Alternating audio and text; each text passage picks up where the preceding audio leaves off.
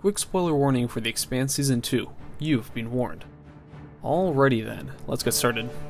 Today's installment we're doing a tactical review of the battle for Thoth Station, featured primarily in Season 2, Episode 2, Doors and Corners. As with the UNMCR War episode, again we'll be skipping a few character-centric components for a more tactical and mission-oriented look. So without further ado,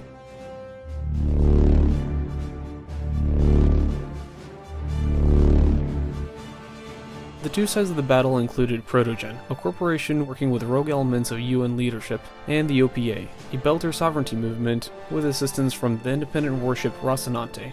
Protogen's assets included a largely unarmed Thoth Station, a major protomolecule research facility, and its last remaining Amun-Ra class stealth frigate as its entire defensive fleet. On the OPA's side was the Guy Molinary, a bulk freighter turned covert assault carrier, a pair of breach pods with 50 soldiers for an assault force to take the station, and the Rocinante to function as a gunship escort and a first strike role.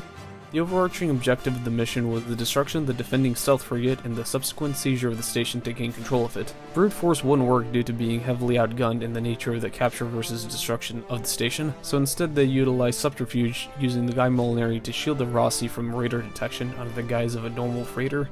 Once close enough to begin the assault, the Rossi went to minimal power and initiated a slow spin towards the station. This would make the ship look like loose cargo to low-resolution radar, which would be expected of a station trying to lie low. Quickly, the Guy Molinary made a false claim that they lost cargo via radio to help sell the ruse.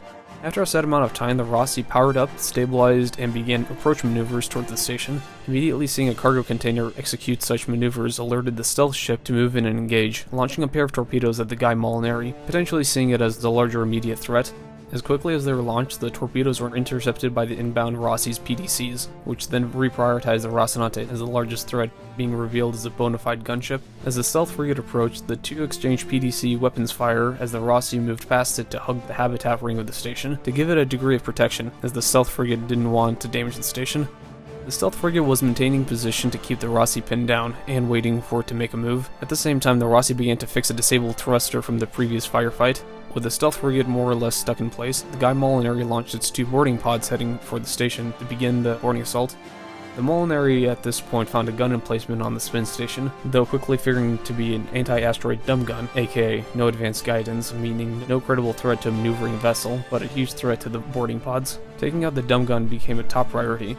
With the gun emplacement being way too close for torpedoes, the Rossi immediately moved in to use its PDCs. However, the stealth frigate was lying in wait and fired off its railgun, grazing its outer hull, forcing it to move back into position. As the Rossi was pinned down, the dumb gun fired off its first round and destroyed one of the two boarding pods and began to reorient to take aim on the second pod.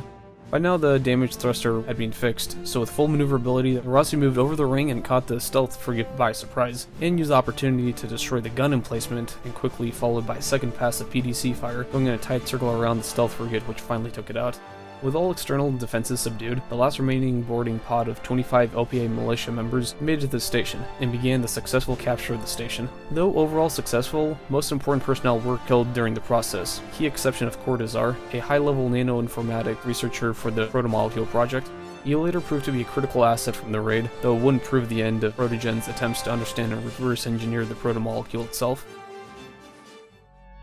And with that, we've thoroughly broken down the tactical picture of the battle for Thoth Station. If you would like to see another battle or whatever on a future installment, please comment below. Thanks for watching today's episode, I hope you enjoyed it. Please like and subscribe for more content, and now I also have a Patreon, so feel free to donate to help keep the channel going. Oh yeah, and remember, this was your first pass on the assault on Thoth Station.